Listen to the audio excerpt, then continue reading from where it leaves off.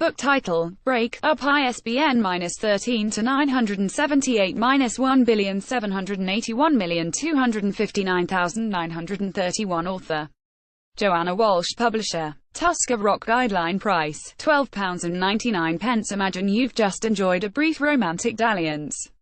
It lasted barely a week and then fizzled out, unconsummated. Supposing you were to fret over it to the tune of some 250 pages, would that make you an old-fashioned romantic or a deluded weirdo? What if that handful of days had been bookended by protracted correspondence? Would that legitimize your woe? The narrator protagonist of Joanna Walsh's new novel is in just such a quandary. When she laments her lost love, it is not for his touch or his smell that she pines, but the dynamic of their on-screen communication. I like the rhythm of our written conversations, the ellipses, phrases left hanging, finished, or left to go hang, each sentence a switchback, every new word, a change of angle. Stalking's the aesthetic of our generation, she declares, wryly acknowledging the folly of her obsession while passing the buck to the zeitgeist. Break.up is structured like a travelogue. It begins with its narrator taking the Channel Tunnel from London to Paris. The chapters move through a European tour encompassing Italy, Greece and Eastern Europe before winding homeward via Berlin, Brussels and Amsterdam. It soon becomes apparent that the memories of her failed marriage loom every bit as large as those of the abortive romance, whereupon her predicament begins to make more sense. Infatuations are often more about what the person is away from than about the object of affection, per se. We might think of a life lived as an attenuated existence, but for Walsh's narrator it is quite the opposite. I can't begin to describe the silence at the heart of marriage. No wonder I preferred romance, the internet, correspondence, the airless Twitter in which people have no husbands, wives, families. Walsh is an exponent of the genre of writing known as creative non-fiction or auto-fiction, in which elements of memoir are spliced with essayistic digressions within the garb of a novel. Her protagonist's internal monologues frequently nod to familiar touchstones of philosophy, sociology and psychoanalysis.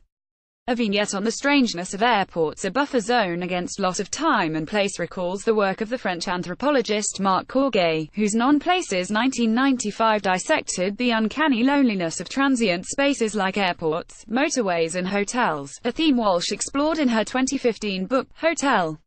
A passage in which the protagonist ponders the distance between artifice and reality in visual culture, both high and low, juxtaposing Matisse paintings with bikini-clad women in billboards, evokes John Burge's art historical treatise Ways of Seeing 1972. Revisiting the footprint of a dead relationship can be a singularly jarring and dispiriting experience. Towards the end of the book, the narrator addresses her absent lover. I've spent too long alone with you, or with your shell, your messages, your photographs, your music. But Break.up isn't just a meditation on the nature of intimacy in the digital age. It's also about the peculiar limbo of starting afresh, alone and untethered, after a long stretch. If a good deal of the narrator's people-watching centers on young couples, it is as much on account of their youthfulness as their romantic bliss. Trawling her memories of her own youth, she finds them sadly lacking in specificity. I can remember the feeling of it, but nothing that I said.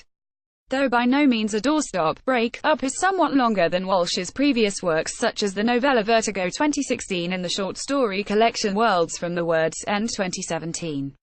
Her whimsical laconicism and stop-start syntax, so well suited to short-form writing, threaten to become unwieldy at regular book length. Luckily, her protagonist's insatiable restlessness helps offset the torpor of her wallowing. No sooner does she settle into a new place than it becomes overfamiliar and she has the itch to move on. The ideal holiday, she remarks, would be constant arrival and departure. As it is, inboard by day 3. Foreign tourism is said to be salutary for people in a state of emotional flux, because putting yourself in unfamiliar surroundings can sharpen your sense of who you really are. Perhaps this is also true, to some extent, of literary influences. For all the francophilia on display in Break.up, from the precise minimalism of the prose, evocative of the Nouveau Roman, to the name-checking of writers like Roland Barthes and André Breton, Walsh's itinerant narrator exudes an unmistakably English reserve as she muses over biscuits, cigarette packet health warnings, and the telling little banalities of cultural difference. She, like her creator, is decidedly and inescapably an Englishwoman abroad.